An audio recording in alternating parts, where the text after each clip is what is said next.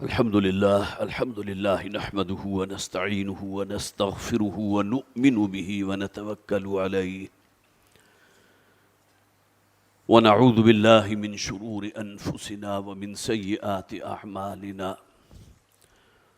من يهده الله فلا مضل له ومن يضلله فلا هادي له ونشهد أن لا إله إلا الله وحده لا شريك له ونشهد أن سيدنا ومولانا محمدا عبده ورسوله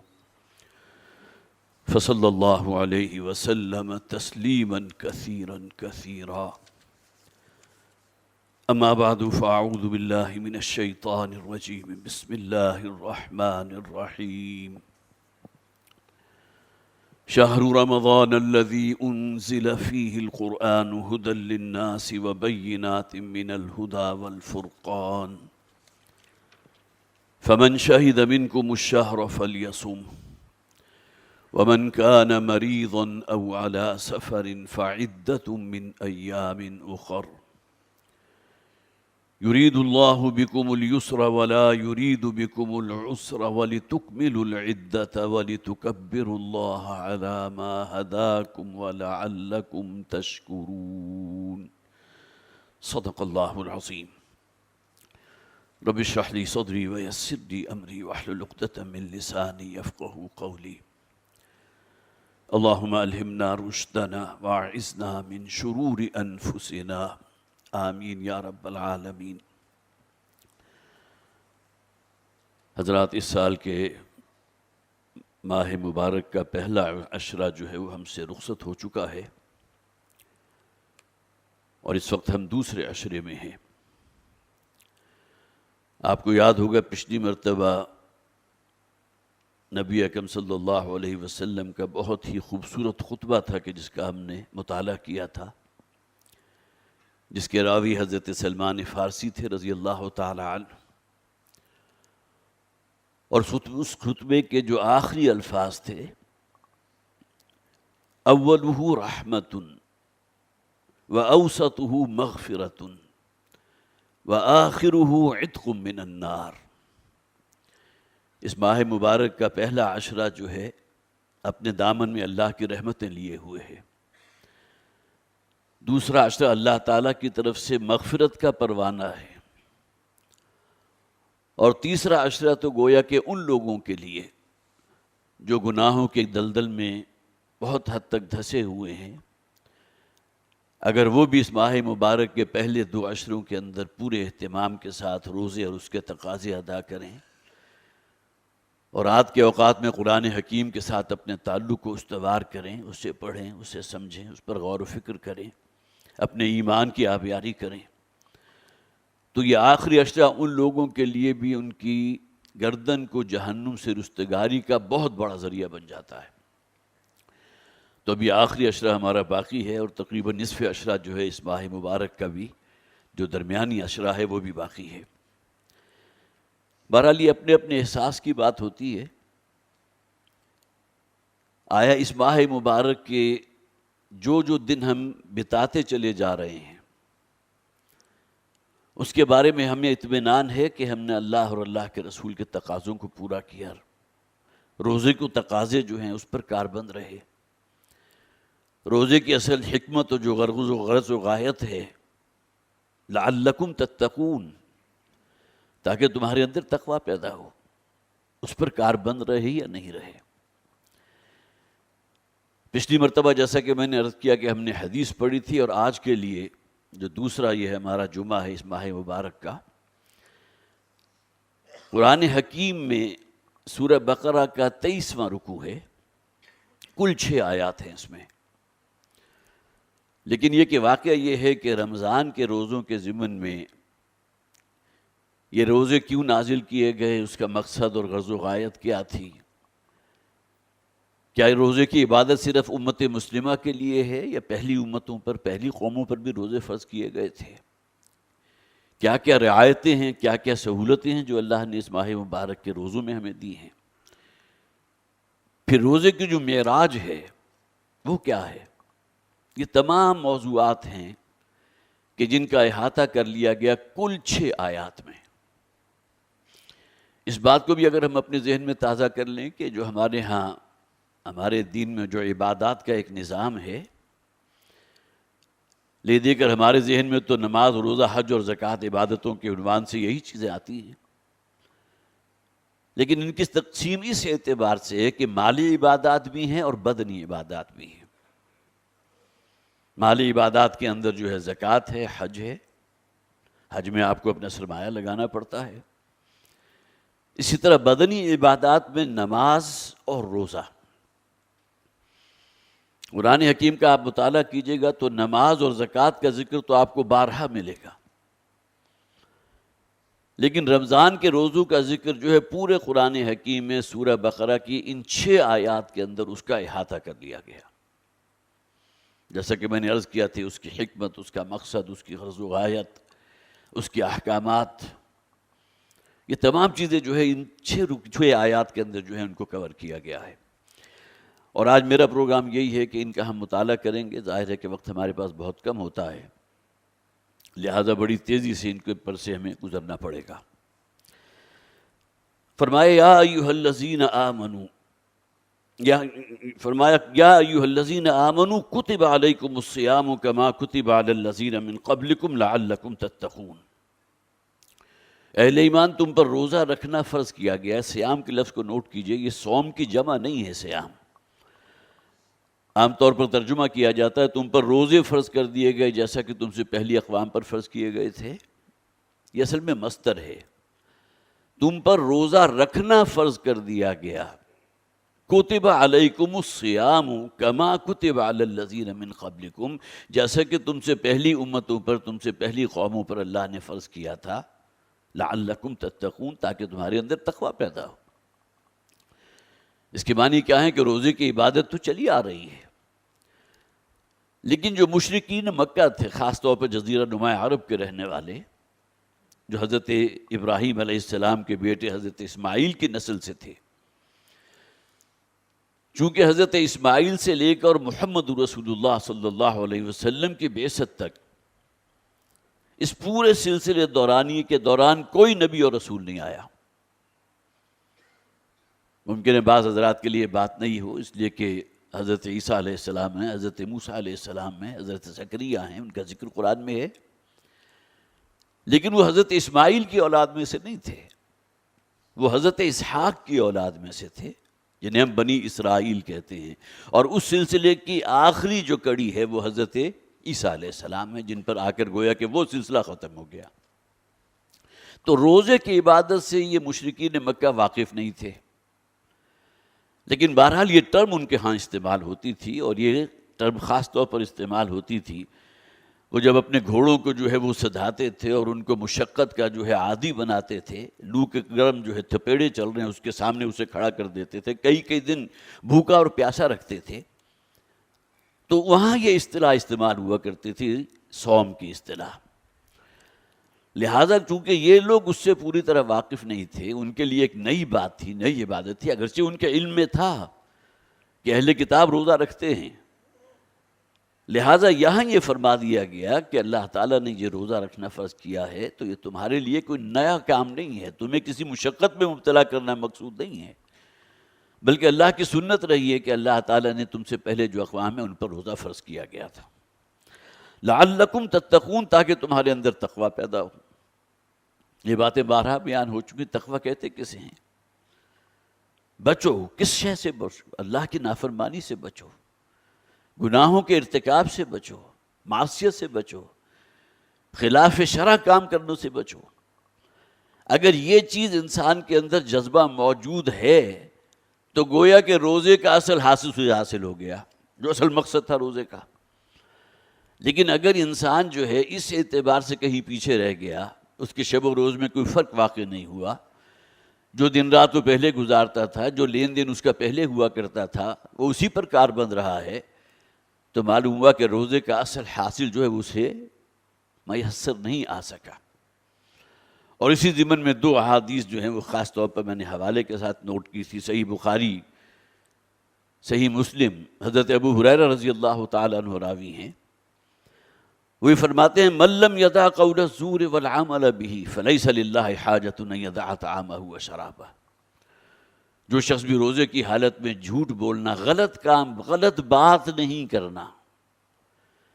اور غلط بات میں آپ کو معلوم ہے قول الزور کا عام طور پر ترجمہ کیا جاتا ہے جھوٹ بولنا، لیکن مراد کیا ہے؟ غلط بات. اگر ہم کسی پر بہتان جڑ رہے ہیں یہ بھی غلط بات ہے. اعلیٰ ہماری زبان بنی ہے، اسی سے ہم جھوٹ بھی بولتے ہیں، بہتان ترازی بھی کرتے ہیں، کسی کو تانا دے رہے ہیں. تو من لم یدع قول الزور والعمل به، جو شخص بھی ترک نہیں کرتا غلط بات کو، جھوٹ کے عمل کو، گناہ کے عمل کو، فلیس للہ حاجۃ ان یدع طعامہ وشرابہ، تو اللہ تعالیٰ کو قطعاً کوئی حاجت نہیں کہ صبح سے شام تک بھوکا رہے. اسی دوسری حدیث ہے، امام بیہقی لے کر آئے ہیں اسے، کم من صائم لیس من صیامہ الا الظمأ. اللہ کے رسول صلی اللہ علیہ وسلم فرماتے ہیں کہ کتنے ہی روزے دار ایسے ہیں جنہیں اپنے روزے سے دن بھر کا فاقہ تو انہوں نے کیا نا، پیاس شدید لگی ہوئی ہے لیکن بچے رہے. فرمایا سوائے بھوک اور پیاس کے کچھ حاصل نہیں ہوتا. وَكَم مِّن قَائِمٍ لَيْسَ مِن قِيَامِهِ إِلَّا السَّحْرُ. اور رات کے اوقات میں جاگنے والے یا نماز پڑھنے والے، قیام کرنے والوں کی بڑی تعداد ان لوگوں کی ہوتی ہے کہ جنہیں سوائے تھکن کی اور کوئی شے حاصل نہیں ہوتی. اس لیے کہ دن کا روزہ اور رات کے اوقات میں قرآن حکیم کے ساتھ ایک تعلق کو استوار کرنا، یہ تو گویا کہ وہ دو آتشہ پروگرام ہے جو اللہ تعالیٰ نے ہمیں اس روزے کی عبادت میں دیا. شہر رمضان الذی انزل فیہ القرآن، یہ رمضان کے مہینے کا جو روزہ ہے اس کا گہرا تعلق ہے قرآن حکیم کے نزول کے ساتھ. اس ماہ مبارک کو جو سعادت حاصل ہوئی ہے، جسے مہینوں کا سردار کہا گیا، اس کی اصل وجہ کیا ہے؟ کہ اللہ تعالیٰ نے اس ماہ مبارک میں شب قدر میں اپنے کلام کو نازل فرمایا تھا، سمائے دنیا سے، لوح محفوظ سے سمائے دنیا تک. یا یہ کہ ایک دوسری مراد یہ بھی لی گئی ہے کہ اس قرآن حکیم کا نزول شروع ہوا تھا شب قدر میں. دونوں اعتبارات سے بات ٹھیک ہے. اگلی آیت ہے، خاص طور پر اس کو بھی نوٹ کیجئے، اگرچہ وہ حکم اسی دوران میں آ گیا. نبی اکرم صلی اللہ علیہ وسلم جب ہجرت فرما کر مدینہ تشریف لے آئے تو سن 2 ہجری میں روزے کی عبادت فرض کی گئی. لیکن آپ اپنے مکی دور میں بھی اور مدینہ آنے کے بعد بھی اہتمام فرماتے تھے اور مسلمانوں کو اس بات کی ترغیب دیتے تھے کہ جسے ہم ایام بیز کہتے ہیں، یہ جو قمری مہینے ہیں اس کے بالکل وسط کے اندر 13، 14 اور 15 تاریخ، یہ 3 دن ہے کہ جن کے روزے جو ہے، یہ نہیں کہا جا سکتا کہ اسے فرض کیا گیا تھا، لیکن حضور کی طرف سے ترغیب تھی. یہ دوسری آیت جو ہے بالکل واضح اشارہ کر رہی ہے کہ اس کا حکم جو ہے رمضان کے روزوں سے نہیں ہے، اس لیے کہ اسی اگلی آیت جو ہے اس کے اندر گویا کہ رمضان کے روزوں کی فرضیت کا ذکر کر دیا گیا. ان روزوں کے بارے میں وہ اصطلاح استعمال نہیں ہو کہ یہ فرض کر دیے گئے ہیں. اب اس کا ترجمہ کر لیجئے، ایام معدودات، یہ گنتی کے چند دن ہے. معدود کا لفظ آتا ہے 10 سے کم کے لیے، جبکہ آپ کو معلوم ہے کہ رمضان جو ہے وہ تو پورے مہینے کے اوپر محیط ہوتا ہے، وہ گنتی کے چند دن تو نہیں ہیں. تو ایام معدودات یہ گنتی کے چند روز ہیں. فمن کان منکم مریضا او علی سفر، تو ایک رعایت جو اس فرض روزوں کے بارے میں بھی باقی رہی ہے وہ ان 3 دنوں کے روزے کے بارے میں بھی موجود تھی کہ وہ کوئی بھی تم میں سے مریض ہو یا سفر پر ہو، فعدۃ من ایام اخر، تو اسے چاہیے کہ تعداد پوری کر لے دوسرے دنوں میں. وعلی الذین یطیقونہ فدیۃ طعام مسکین، جو لوگ روزہ رکھنے کی طاقت رکھتے ہوں اور رکھنا نہ چاہیں تو اب ان پر لازم ہوگا کہ وہ ایک مسکین کو 2 وقت کا کھانا کھلائیں. فدیۃ طعام مسکین. آپ کو معلوم ہے کہ رمضان کے روزوں کے لیے تو یہ رعایت نہیں ہے. اس میں تو اگر آپ مریض ہیں، حالت سفر میں ہیں، یا ڈاکٹر نے منع کر دیا ہے کہ آپ روزے نہ رکھیں، تو بات بالکل دوسری ہے. یرید اللہ بکم الیسر ولا یرید بکم العسر، اللہ تعالیٰ تمہارے ساتھ آسانی چاہتا ہے، تمہیں کسی مشقت میں مبتلا کرنا نہیں چاہتا. لیکن یہ کہ یہ سہولت جو یہاں موجود تھی کہ کوئی شخص صحت مند ہے، اسے کوئی عارضہ بھی نہیں ہے، کوئی بوڑھا بھی نہیں ہو چکا ہے، حالت سفر میں بھی نہیں ہے، اس کے باوجود اگر وہ گویا کہ روزہ رکھنے کی طاقت، جو پری ریکویزٹس ہیں وہ اسے حاصل ہیں، لیکن اس کے باوجود اگر وہ روزہ نہیں رکھنا چاہتا تو اسے چاہیے فدیۃ طعام مسکین، ایک مسکین کو کھانا کھلا دے۔ فمن تطوع خیرا فہو خیر اللہ، اور جو شخص اس سے آگے بڑھ کر مزید نیکی اور ثواب حاصل کرنا چاہے تو وہ اس کے لیے بہتر ہوگا، گویا کہ وہ روزہ بھی رکھے اور مسکین کو کھانا بھی کھلا دے،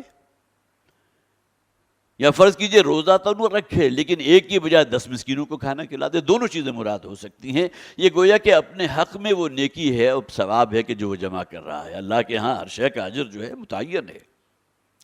وَأَن تَصُومُوا خَيْرٌ لَكُمْ، اب دیکھیے یہ الفاظ میں نوٹ کیجئے، اگر تم روزہ رکھو تو یہی تمہارے لیے بہتر ہے، گویا کہ وہ رعایت موجود ہے کہ تمہیں کوئی عارضہ بھی نہیں ہے، تم صحت مند بھی ہو، اس کے باوجود اگر روزہ نہیں رکھنا چاہتے تو تمہیں اجازت ہے ایک مسکین کو کھانا کھلا دو۔ تو گویا کہ یہ باتیں وہ ہیں کہ جنہوں نے تعین کر دیا، اور مولانا مودودی رحمۃ اللہ علیہ نے اپنی تفسیر میں اس کا خاص طور پر ذکر کیا ہے کہ جس میں یہ بات متعین ہو گئی کہ یہ جو احکامات ہیں یہ وہ ایام 20 کے روزوں کا ذکر ہو رہا ہے، جو ماہ مبارک رمضان کے روزوں کی فرضیت سے پہلے جو ہے مسلمانوں کو ترغیب دی جاتی تھی، اور کہا جا سکتا ہے کہ کسی درجے میں مسلمانوں پر رکھنا لازم تھا، حضور کا حکم تھا، اس لیے کہ وہ فعدۃ من ایام اخر کی بات تو وہاں بھی آ گئی تھی۔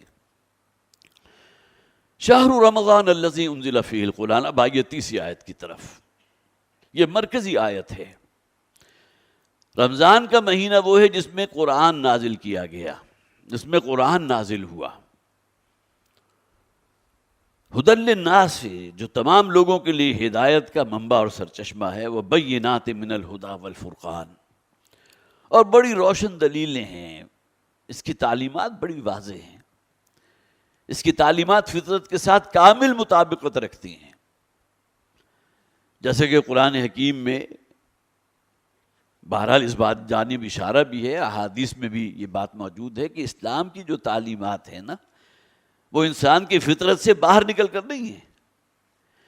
بلکہ اللہ تعالیٰ نے انسان کے اندر اگر کچھ داعیات رکھے ہیں تو اس کے لیے جائز رستہ متعین کر دیا، کلوا واشربوا ولا تسرفوا، کھانے پینے سے منع نہیں کیا گیا۔ اگر اللہ تعالیٰ نے مقدرت دی ہے، وسعت ہے، تو آپ کھانے میں، جسے آپ کہیے کہ ایک وقت میں 1 ڈش ہے 2 ڈش ہے، اس کا اہتمام کر سکتے ہیں، لیکن اسراف کے دائرے کے اندر داخل نہ ہوں۔ اسی طرح کا معاملہ نکاح کے، اللہ تعالیٰ نے شہوت کا اگر جذبہ رکھا ہے تو اس کے لیے جائز رستہ متعین کر دیا، فَانكِحُوا مَا طَابَ لَكُم مِّنَ النِّسَاءِ مَثْنَىٰ وَثُلَاثَ وَرُبَاعَ، تمہیں اجازت ہے 1 2 3 4 کی حد تک تم نکاح کر سکتے ہو۔ تو جسے ہم دین فطرت کہتے ہیں نا، جو فطرت کے اندر جو داعیات ہیں ان کو چینلائز کیا اگر اسلام نے، کہ اگر یہ رخ تم نے اختیار کیا تو یہ اللہ کی رضا والا ہے، اللہ اس سے خوش ہوگا، تمہیں بہترین اجر اور ریوارڈ سے نوازے گا، لیکن اگر کہیں تم نے وائلیٹ کیا اس کو، اور شیطان کا جو ہے اس کے قدموں کی، اس کے نقش پا کی اگر تم نے پیروی کی ہے، تو یہ رستہ وہ ہے کہ جو تمہیں بالآخر جہنم تک پہنچا دے گا۔ تو شہر رمضان الذی انزل فیہ القرآن ھدی للناس وبینات من الہدی والفرقان فمن شہد منکم الشہر فلیصم۔ اب دیکھیں یہاں وہ فرضیت آ گئی، جو کوئی بھی تم میں سے اے مسلمانوں اس مہینے کو پائے، گویا کہ اس کی زندگی میں یہ مہینہ داخل ہو جائے، فلیصم، تو اس پر لازم ہے کہ روزہ رکھے۔ پچھلی آیت میں جو رعایت دی گئی وَعَلَى الَّذِينَ يُطِيقُونَهُ فِدْيَةٌ طَعَامُ مِسْكِينٍ، جو روزہ رکھنے کی طاقت تو رکھتے ہوں لیکن نہ رکھنا چاہیں تو ان کو ایک رستہ دکھا دیا گیا کہ ایک مسکین کو کھانا کھلا دو۔ لیکن یہاں دیکھیے اس رعایت کو سلب کر لیا گیا۔ اب یہ وہ 3 دنوں کے روزے کی بات نہیں ہو رہی، اگرچہ حدیث ہیں، بڑی ترغیب ہے۔ نبی اکرم صلی اللہ علیہ وسلم نے فرمایا، حدیث کا مفہوم یہ ہے کہ جو شخص بھی اس بات کا اہتمام کرتا ہے کہ ہر مہینے میں یہ 3 دن روزے رکھتا ہے، ایام 20 کے روزے، تو اللہ تعالیٰ اسے اتنا ثواب عطا فرمائے گا گویا کہ اس نے پورے سال کے ہر دن کا روزہ رکھا۔ صائم الدہر، پورے سال کا روزہ، وہ ثواب اللہ تعالیٰ اسے عطا فرمائے گا۔ لیکن اس رعایت کو یہاں آ کر جو ہے وہ گویا کہ ختم کر دیا گیا۔ فمن شہد منکم الشہر فلیصم، جو شخص بھی تم میں سے اس مہینے کو پائے تو اس پر لازم ہے کہ روزہ رکھے۔ ومن کان مریضا او علی سفر فعدۃ من ایام اخر، جو کوئی بھی تم میں سے مریض ہو، حالت مرض میں ہو، کہ تکلیف میں مبتلا ہے یا سفر ہے، آج کل کے سفر پر اس کا اطلاق نہ کیجیے، آج تو آپ کے ایئر کنڈیشن گاڑیاں ہیں، یہاں سے آپ چاہے پشاور چلے جائیں 5 گھنٹے میں 6 گھنٹے میں پہنچ جائیں گے، اور آپ کے کپڑوں کے اوپر کوئی گرد جو ہے وہ بھی نہیں جمے گی، آپ کو کسی درجے میں نہ پیاس تنگ کر لی گی، اس لیے کہ گاڑی کے اندر ایئر کنڈیشنر جو ہے وہ آن ہے۔ لیکن یہ کہ اس زمانے کا سفر جب کہ وہ چلچلاتی ہوئی دھوپ بھی ہے اور آپ پیدل جا رہے ہیں، یا یہ کہ اونٹ پر سوار ہیں یا گھوڑے پر سوار ہیں، تو اس سفر کی مشقت ہے، لیکن رعایت بہرحال جوں کی توں باقی ہے۔ اب ان سہولیات کے باوجود اگر کوئی شخص روزہ رکھنا چاہتا ہے تو اس کو ممانعت نہیں ہے۔ ایسا نہیں ہے کہ اب آپ چونکہ سفر کر رہے ہیں اور سفر انتہائی کمفرٹیبل ہے، اس کے باوجود جو ہے آپ یہ کہیں کہ ٹھیک ہے یہ مجھے اب روزہ نہیں رکھنا، نہیں، بلکہ یہ کہ یہاں گویا کہ اللہ تعالیٰ نے اگر یہ سہولت دی تھی اور وہ مشقت اگر آپ کے اوپر نہیں ہے تو آپ روزہ رکھ سکتے ہیں۔ لیکن جہاں تک معاملہ ہے کسی شخص کا مرض میں مبتلا ہونا، تکلیف ہے، 102 103 درجے کا بخار ہے، لیکن وہ روزہ چھوڑنے کو تیار نہیں، اب یہاں اگر آپ اس کا انالائز کریں گے تو اس نتیجے تک پہنچیں گے گویا اللہ تعالیٰ نے ایک رعایت اور سہولت اس شخص کو دی تھی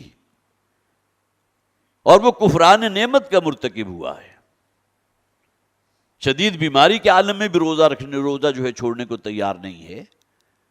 تو ظاہر ہے کہ یہ بات وہ ہوگی کہ جو پھر مناسب نہیں ہے۔ اللہ تعالیٰ نے اگر رعایت دی ہے تو شکر گزاری یہ ہے کہ اس کی رعایت کو قبول کرو۔ اگر آپ یہ سمجھے کہ رعایت اللہ نے دی ہے، نہیں جی مجھے تو نہیں چاہیے رعایت، میں تو رکھوں گا روزہ چاہے 104 درجے کا بخار ہو،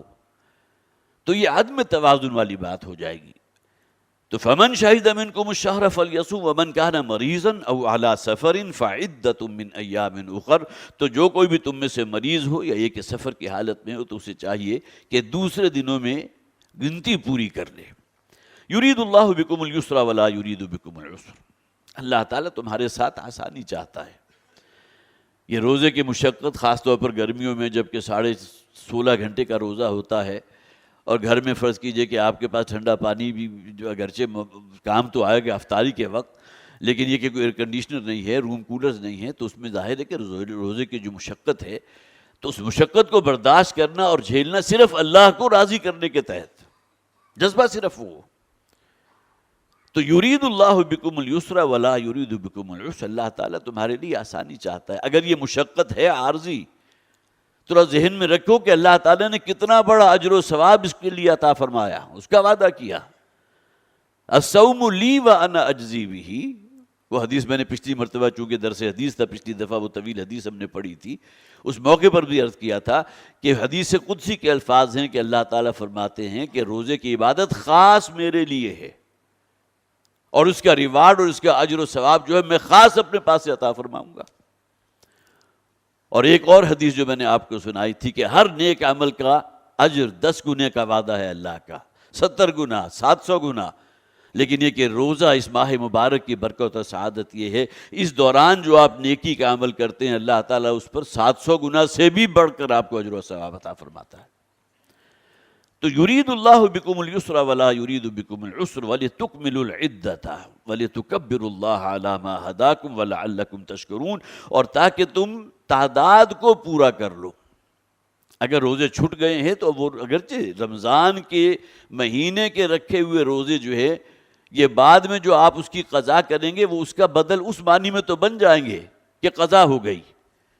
لیکن جو اجر و ثواب رمضان کے مہینے کے روزے کا ہے وہ بعد میں رکھا ہوا روزہ جو ہے اس سطح تک نہیں پہنچ سکے گا، اگرچہ ایک فرض ادا ہو جائے گا۔ وَلِتُكْمِلُوا الْعِدَّةَ، اور چاہیے کہ تعداد گنتی کو تم پورا کرو، وَلِتُكَبِّرُوا اللَّهَ عَلَى مَا هَدَاكُمْ، یہ بہت اہم الفاظ ہے، اور تاکہ تم کبریائی کرو، اللہ کی بڑائی بیان کرو، اور یہ صرف قول کے ذریعے نہیں ہونی چاہیے۔ اللہ اکبر کہنا اسے تکبیر کہتے ہیں نا، لا الہ الا اللہ کہنا اس کے معنی کیا ہے؟ آپ تحلیل کر رہے ہیں، لا الہ الا اللہ، لا الہ الا اللہ۔ تسبیح کیا ہے؟ سبحان اللہ، سبحان اللہ وبحمدہ، سبحان اللہ العظیم۔ حمد کیا ہے؟ الحمدللہ. اسی طرح تکبیر کیا ہے؟ اللہ اکبر، اللہ سب سے بڑا ہے. لیکن یہ کہہ دینا کہ اللہ سب سے بڑا ہے، انسان اپنا جائزہ لے. کیا اس کی زندگی میں اس نے اپنے جسم پر بھی اللہ کو بڑا قرار دیا یا نہیں دیا؟ اگر وہ کوئی معاش کما رہا ہے، روزی کے لیے کہ اس نے کوئی رستہ اختیار کیا ہے، وہاں بھی اللہ بڑا ہے یا نہیں ہے؟ اگر اس کے پاس فیصلے کا اختیار ہے اور کسی مسند پر بیٹھا ہوا ہے حاکم اور منصف کی حیثیت سے، تو آیا وہ اللہ کی بڑائی اور کبریائی کا جو ہے وہ اعلان کر رہا ہے یا نہیں کر رہا اپنے عمل سے؟ اس میں کوئی شک نہیں ہے کہ زبان سے اللہ اکبر کہہ دینا بہت بڑی بات ہے، بہت اجر و ثواب ہے اس میں. لیکن یہ کہ وَلِتُكَبِّرُوا اللَّهَ عَلَى مَا هَدَاكُمْ، ترجمہ عام طور پر یہی کیا جاتا ہے کہ اللہ کی کبریائی کا اعلان کرو، اللہ کو بڑا کہو. لیکن اصل میں تکبیر رب کیا ہے کہ واقعتاً اللہ کو بڑا قرار دے دینا. ہمارے اس جسم کے اوپر ہماری نفسانی خواہشات کا غلبہ ہے تو اللہ تو بڑا نہیں ہے. ہم تو اسی کی پیروی کر رہے ہیں، خواہشات نفس کی، جس کو قرآن حکیم میں 2 مقامات پر کہا گیا افرأیت من اتخذ الہہ ہوا. اے نبی آپ نے غور کیا اس شخص کی حالت پر جس نے اپنی خواہشات نفس کو اپنا معبود بنا لیا؟ تو اس کا جو ہے نفس بڑا ہے اللہ کی نسبت. اللہ بڑا اس وقت ہوگا جبکہ اللہ کا حکم سب سے بالا ہو. وَلِتُكَبِّرُوا اللَّهَ عَلَى مَا هَدَاكُمْ وَلَعَلَّكُمْ تَشْكُرُونَ، اور تاکہ تم اللہ کی شکر گزاری اختیار کرو. اب دیکھیں یہ آیہ مبارکہ جو ہے اگرچہ اس کے بعد کی آیت بہت اہم ہے، اس پر انشاءاللہ اگلی مرتبہ گفتگو ہوگی کہ دعا کیا ہے، اور خاص طور پر اس ماہ مبارک میں جو ذکر کیا گیا، جو شخص بھی اللہ کو پکارتا ہے وہ یہ نہ سمجھے اللہ کہیں دور ہے، اللہ اس کے بالکل قریب موجود ہے. اجیب دعوت الداعی اذا دعان، میں ہر پکارنے والے کی پکار کو نہ صرف سنتا ہوں بلکہ جواب دیتا ہوں، قبول کرتا ہوں. لیکن اس دعا کی قبولیت کے بھی تو کوئی تقاضے ہیں نا. دعا کے بارے میں حضور نے فرمایا الدعاء مخ العبادت، دعا تو عبادت کا جوہر ہے. تو اگلی آیت جو ہے اس موضوع کے اوپر انشاءاللہ اگلی مرتبہ اسی موضوع پر گفتگو ہوگی. لیکن یہ کہ یہاں بہرحال وہ جو روزے کا ایک 2 آتشہ پروگرام ہے اسے ہمیں اپنے ذہن میں خوب اچھی طرح بٹھا لینا چاہیے. حدیثیں موجود ہیں جس میں حضرت ابو ہریرہ رضی اللہ تعالیٰ عنہ راوی ہیں، بخاری و مسلم دونوں میں موجود ہے، من صام رمضان ایمانا واحتسابا غفر له ما تقدم من ذنبه. جو شخص بھی روزے رکھتا ہے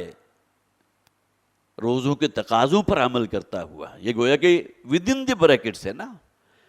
ورنہ صرف روزہ رکھا اور جھوٹ بھی بولا جا رہا ہے، غلط کام بھی ہو رہے ہیں، گناہ بھی کمائے جا رہے ہیں، تو اس کے بارے میں تو حدیث میں نے آپ کو سنا دی کہ سوائے بھوک اور پیاس کے اس شخص کو کچھ حاصل نہیں ہوا. من صام رمضان، جو شخص روزہ رکھے رمضان کے مہینے کا، ایمان و احتساباً، ایمان وہ تقوی کے جوہر کے ساتھ، ان پابندیوں کو برداشت کرتے ہوئے، احتساب ایک ترجمہ یہ بھی کیا گیا خود احتسابی کرتے ہوئے، اپنا جائزہ لیتے ہوئے، کہیں میں غلط کام کی طرف تو نہیں جا رہا، غلط شے میں منہ تو نہیں مار رہا. اور اس کا دوسرا مفہوم ہے، یہ زیادہ اقرب ہے، اللہ سے اچھے اجر کی امید رکھتے ہوئے. من صام رمضان ایمانا واحتسابا غفر له ما تقدم من ذنبه، اللہ تعالیٰ اس کے تمام گناہوں کو معاف فرما دے گا. اور اسی حدیث میں حضور نے فرمایا ومن قام رمضان ایمانا واحتسابا، اور جو شخص قیام کرتا ہے اس ماہ مبارک کے مہینے میں، ظاہر قیام تو رات کو ہوگا نا، کم سے کم نصاب ہمارے ہاں تراویح کا جو مروج ہے وہ حضرت عمر فاروق رضی اللہ تعالیٰ عنہ کے دور میں ہوا، اور ابھی تک وہ گویا کہ تعامل امت ہے کہ وہ چلا آ رہا ہے. 8 رکعت جو تراویح کی ہیں جو ہمارے سلفی حضرات پڑھتے ہیں ان کے پاس بھی دلیل ہے کہ نبی اکرم صلی اللہ علیہ وسلم نے گویا کہ ایک شب جو آخری پہر تھا، جب آپ نکلے ہیں اپنے حجرے سے اور باہر جو ہے مسجد نبوی کے سین میں کچھ لوگ موجود تھے، اور پھر یہ کہ وہ کچھ مذاکرہ بھی کر رہے ہوں گے تلاوت، تو آپ نے گویا کہ شروع میں، اور وہ بھی غالباً چند دن کی بات ہے کہ آپ نے 8 رکعتیں جو ہیں اس موقع پر ادا کی ہیں، لیکن وہ پھر آخری پہر تھا رات کا، تہجد کے وقت. لیکن حضرت عمر فاروق رضی اللہ تعالیٰ عنہ کے دور میں گویا کہ تراویح کا نظام جو آج کل چل رہا ہے، امت کو انہوں نے اس پر مجتمع کر لیا تھا کہ عشاء کے بعد کم سے کم یہ جو تقاضا ہے من قام رمضان، کم سے کم تقاضا ہے یہ، ورنہ یہ کہ اس سے آگے بڑھ کر قرآن حکیم کو پڑھنا، صرف اس کی تلاوت نہیں، اس پر غور و فکر کرنا، یہ تمام چیزیں اسی میں آ جائیں گی. اسی طرح دوسری حدیث حضرت عبداللہ ابن عمر رضی اللہ تعالیٰ عنہ سے مروی ہے، امام بیہقی لے کر آئے ہیں،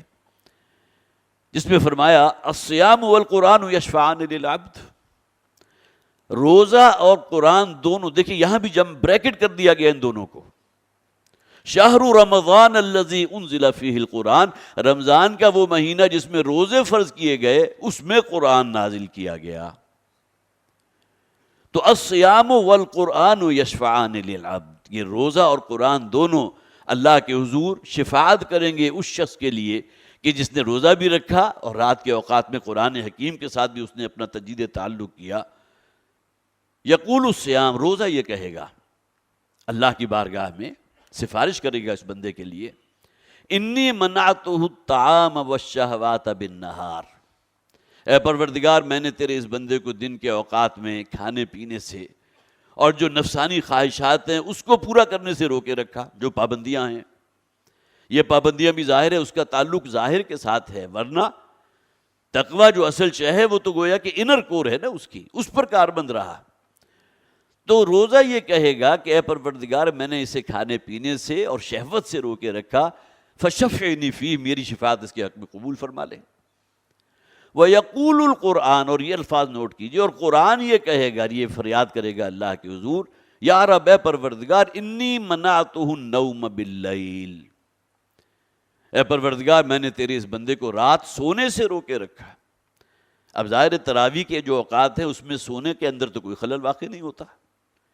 اس سے مراد کیا ہے؟ گویا کہ رات کا ایک حصہ آپ نے قرآن کے ساتھ بسر کیا ہے، اور یہ وہ ایک شے تھی کہ جو والد محترم رحمۃ اللہ علیہ نے شروع کی تھی 1984 میں، جبکہ تمام لوگوں کے لیے بالکل اجنبی شہر تھی، اور شاید میرا خیال ہے کہ تاریخ اسلام کے اندر اس کا کوئی سراغ اور کہیں نہ ملتا ہو کہ پورا رمضان اس شان کے ساتھ بسر ہو کہ عشاء کی نماز سے فارغ ہو کر پورے قرآن حکیم کا ترجمہ بھی اور اسی کے دوران تراویح کو بھی اکوموڈیٹ کیا جائے۔ 4 رکعت آپ نے جو تراویح پڑھنی ہے اس سے پہلے اس کے ترجمے پر سے ہو گزری ہے، اور وہ ظاہر ہے کہ اس کے بیان کے اندر تقریباً کوئی 40 45 50 منٹ لگ جاتے ہیں، پھر آپ نے 4 رکعت ادا کی ہیں، تو گویا کہ اب وہ کیفیت آپ کو کم سے کم میسر آئے گی، تیرے ضمیر پر جب تک نہ ہو نزول کتاب، برا کشا ہے نہ راضی نہ صاحب کشاف۔ وہ آیات جو ابھی آپ نے جس کا ترجمہ پڑھا، جس کی کوئی تفسیر بھی آپ کے جو ہے وہ سماعت سے ہو گزری، جب آپ سنیں گے تو آپ کی کیفیت کچھ اور ہوگی۔ تو اسے کہا جا سکتا ہے کہ یہ وہ ایک بالکل نئی شے تھی کہ جو ہوا معاملہ 84 سے لے کر اب گویا کہ 38 برس ہو گئے الحمدللہ۔ اب صرف یہ ایک مسجد نہیں، آغاز تو صرف اس مسجد سے ہوا تھا، لیکن اب سینکڑوں مساجد ہیں اس پاکستان کے اندر جہاں یہ پروگرام اسی طرح آب و تاب سے ہو رہا ہے، اور کتنی ہی ہزاروں مساجد ایسی ہوں گی جہاں گویا کہ اب قرآن حکیم کے مضامین کا خلاصہ بیان کیا جا رہا ہے، کچھ نہ کچھ بیان قرآن کا ہو رہا ہے۔ چلیے گویا کہ تراویح تو آپ نے پڑھنی ہی ہے، اس کے ساتھ کچھ وقت آپ کا اس کام میں بھی تو صرف ہوا نا۔ تو یہ رات کا جو قیام ہے، والقرآن، قرآن شفاعت یہ کرے گا اس بندے کے حق میں، پروردگار اسے رات کے اوقات میں نے سونے سے روکے رکھا، فشفعنی فیہ، تو میری شفاعت اس کے حق میں قبول فرما لے۔ اور اس کے بعد پھر وہ نوید جاں فضا ہے، نبی اکرم صلی اللہ علیہ وسلم نے فرمایا اللہ تعالیٰ ان دونوں کی شفاعت کو قبول فرما لے گا۔ اب ہمیں اصل میں کوشش یہ کرنی ہے کہ ہم دن کے اوقات میں جو روزہ رکھتے ہیں تو ان تقاضوں کو بھی ادا کریں، اپنی نگاہوں اپنی زبان کو پاک رکھیں، اللہ کا ذکر بھی کرتے رہیں، اور زبان جو بہت بڑا ایک آلہ ہے گناہ کمانے کا، جھوٹ ہے، غیبت ہے، تانہ زنی ہے، بہتان ترازی ہے، فوش گوئی ہے، گالم گلوچ ہے، غصے کے عالم میں انسان پتہ نہیں کیا کچھ اپنی زبان سے نکال دیتا ہے۔ یہ تمام چیزیں شعوری طور پر کنٹرول کی جائیں، اور پھر یہ کہ رات کے اوقات میں قرآن حکیم کے ساتھ اگر تعلق استوار ہو، اثر نو استوار کیجئے، تو گویا کہ وہ روح کے جو اندر کہیں سسک رہی ہے اسے موقع ملے گا اپنے رب کے حضور متوجہ ہونے کا، اور یہ انوار و تجلیات قرآن ہے کہ جنہوں شاور کریں گی اس کے اوپر، جس کی وجہ سے گویا کہ اس روح کو اپنے رب کا قرب حاصل ہوگا۔ جیسا کہ اگلی آیت میں انشاءاللہ اگلی دفعہ ہم پڑھ بھی لیں گے، اجیب دعوت الداعی اذا دعان، میرے بندے پوچھتے ہیں نبی آپ سے بارے میں، میرے بارے میں آپ سے سوال کرتے ہیں، آپ انہیں بتا دیجئے میں ان کے بالکل قریب موجود ہیں، میں ان کی زبان سے نکلا ہوا ہر لفظ، ہر پکار، ہر دعا، مناجات، ہر شے میں سنتا ہوں، اور ان کے دعاؤں کو قبولیت بھی عطا فرماتا ہوں۔ تو اب یہ انشاءاللہ اگلی مرتبہ یہ آیت ہمارے زیر مطالعہ آئے گی۔ بہرحال آج جو ہم نے ان آیات کی روشنی میں، ایک تو وہ ایام 20 کے روزے جس کے حوالے سے وہ آیت مبارکہ خاص طور پر آیت نمبر 184 ہے غالباً، اور اس کے بعد پھر وہ اس ماہ مبارک جو جس میں روزہ رکھنا فرض کر دیا گیا، اس پر مشتمل جو آیات تھے آج ہم نے ان کا مطالعہ کیا۔ اللہ تعالی ہمارے اندر حقیقی ایمان پیدا فرمائے، اس روزے کی عبادت سے ہمیں کما حقہ مستفید ہونے کی توفیق عطا فرمائے۔ بارک اللہ لی ولکم فی القرآن العظیم ونفعنی وإیاکم بالآیات والذکر الحکیم۔